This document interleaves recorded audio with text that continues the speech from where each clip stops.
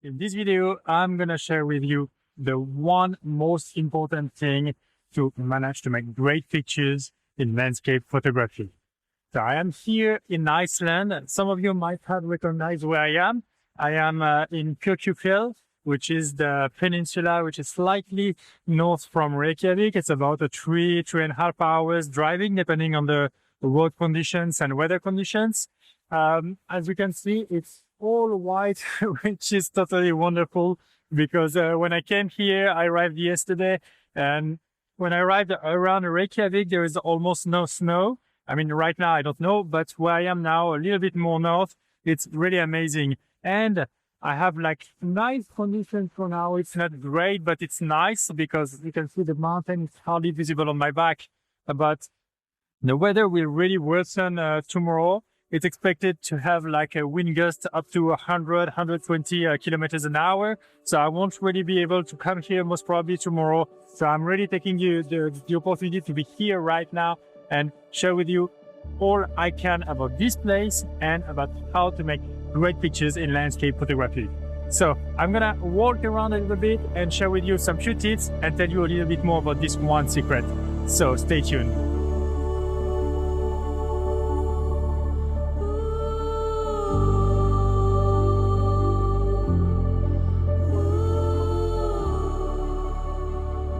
Landscape photography is really a mix of three things, and I'm gonna talk to you about these three things throughout the whole video so that you guys can really understand and know that when you start to be a landscape photographer, it's not always everything perfect, and you need to be aware of this because otherwise it generates a lot of frustrations and you might be disappointed. But in the meantime, when you manage to get great pictures, then this is where the success happens, at least for yourself, and where the satisfaction happens in this discipline, I would say. And it's really important to be aware that that landscape photography has many factors you have no control over in general, as opposed to other type of photography like studio photography, for example. So I really want to share them with you so that you guys know and are aware and can get started on the right foot in this discipline, which is landscape photography. So the first one I want to share with you is weather conditions. So sometimes you might have like poor weather conditions or not that great weather conditions. I'm moving to have the snow like melting into my foot and I'm slipping away a bit. And so, yeah, the weather conditions is really something extremely important in landscape photography. You can imagine. Right now, I'm very lucky. I'm in Iceland. Of course, that's a huge luck I have. And I have a lot of snow and the mountain, like a little bit visible on the background, which is great because this morning when I woke up, it was all covered and I really had no real luck. Or at least hope to come here and have a great view. And in the end, it's snowing, but there is still the view. The foreground is amazing. A lot of untouched snow, so it's really great. And yesterday, when I was in Reykjavik, when I landed, I didn't have these conditions. So I was like, okay, well, let's see what I get. I mean, in any case, that would be beautiful. But, well, with the snow, that brings something really special. And I feel really unique as well. So I'm really happy about that. So I'm going to take a few shots and I'm going to talk a little bit about them so that I can share it with you as well, because I think it's important you know as well what type of photography you can do around here.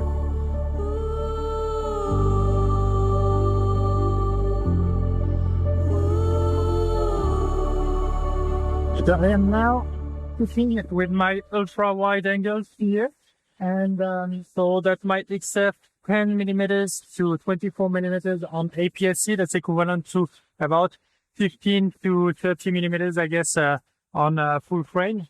And actually, surprisingly, this lens is barely enough for this type of landscape here. So the mountain on the background, the Kirkjufell, is very close. And so I am like really almost missing some 1 or 2 millimeters. Like a 9 or 8 millimeters would be great on my APS-C. That would be like 12 millimeters or 14 millimeters on a full frame. That would be really great. Especially if I'm shooting on landscape mode now, landscape orientation, which which helps me to get like a very broad image. But what is happening is that I'm not getting enough of the foreground and I'm not getting enough of the sky. So basically what I try to do, I would do a vertical panorama. So one shot at the bottom, one shot in the middle, and one shot on the top for the sky, and combine them, and hopefully that will do a great picture. So that's something I rarely do, to be honest. So I'm really hoping for great results. And as well, what I did to put more changes on my side is because I guess you can see here, like there are like some waterfalls, and basically I'm doing a panorama. I mean, I did a panorama of, I don't know, that might be 5 or 6 shots that go like each 15 degrees, and moving around like this, so that's from left to right, so that I have the whole scene, and I make sure I take even a bit wider with my panoramas for a simple reason is that after, if I have to, it's better to have too much than not enough. Then you can crop around and just like adjust your picture the way you want. That's extremely important. So yeah, in general, I have like here the snowfall, which makes the foreground, the mountain in the background, a little bit of light now highlighting the snow on the foreground. So yeah, the conditions are great. I mean, as I was saying just before, like weather conditions are extremely important.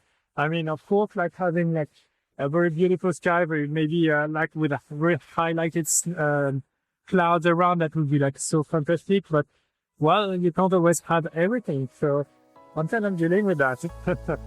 So yeah, it's up for now. And there are like so many other spots I wanna get to as well. So I'm gonna move ahead as well.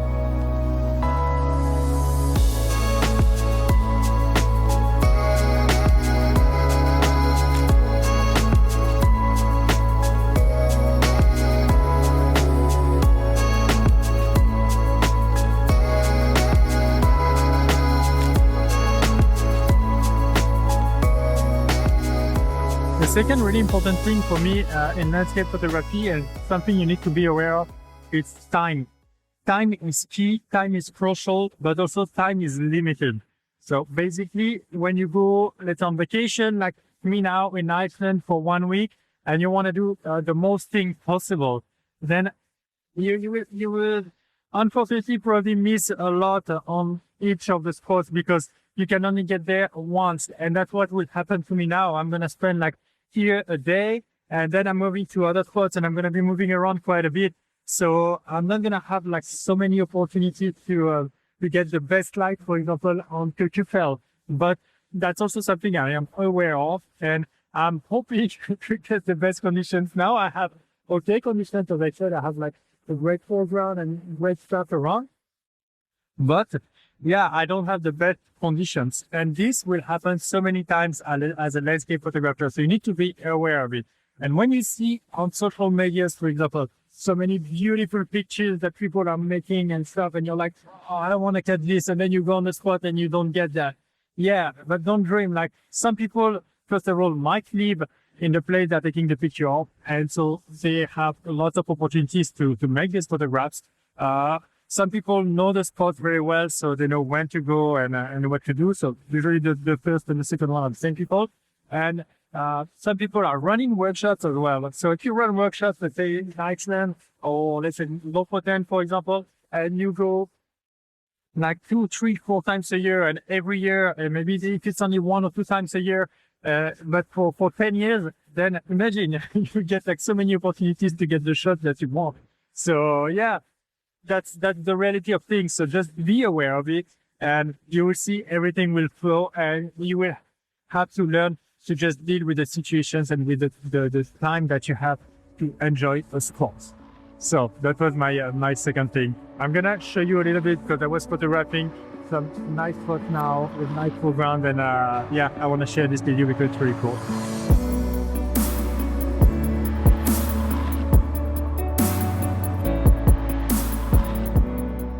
I came very close to the water now, and basically there is like some nice shades of snow and a little bit of ice as well, right on the waterfall that my back, and it's really wonderful. I mean, I'm recording with my camera here, and you can see the video. And basically a good sensation. By getting closer with a wide angle, then you can emphasize the shape on the foreground.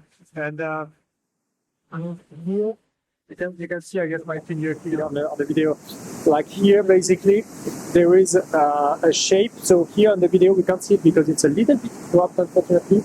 But but I have the whole shape on the picture, and I will show you afterwards. That basically help us drive the eyes into the picture, and we've got I guess the Kirkjufell right now is right in the middle of the picture, and that's what I wanted to give as an effect. And I have the whole surrounding here with the wide angle, and like capturing the whole scenery is really great. It's all white, so that really gives like almost a black and white picture, and it's pretty cool. I mean, I really like it. I took this shot in landscape orientation, but also in portrait orientation. But I think in portrait it helps to really emphasize the foreground and give it a real more importance. And that's something I really like to do. I'm a big fan of wide angle, so yeah, really cool too. So as I said, like now it's the first time I come to this location. Honestly, I feel I get lucky because the conditions are not that bad. And they're not the best conditions ever, but they're not that bad. But it's this kind of Nordic light when you see that your sun is a little bit blue, a little bit gray. There's a lot of white, of course, because of the snow. So all in all, I guess I'm fairly lucky with this location right now. I'm gonna continue fishing and keep something for you a little bit later.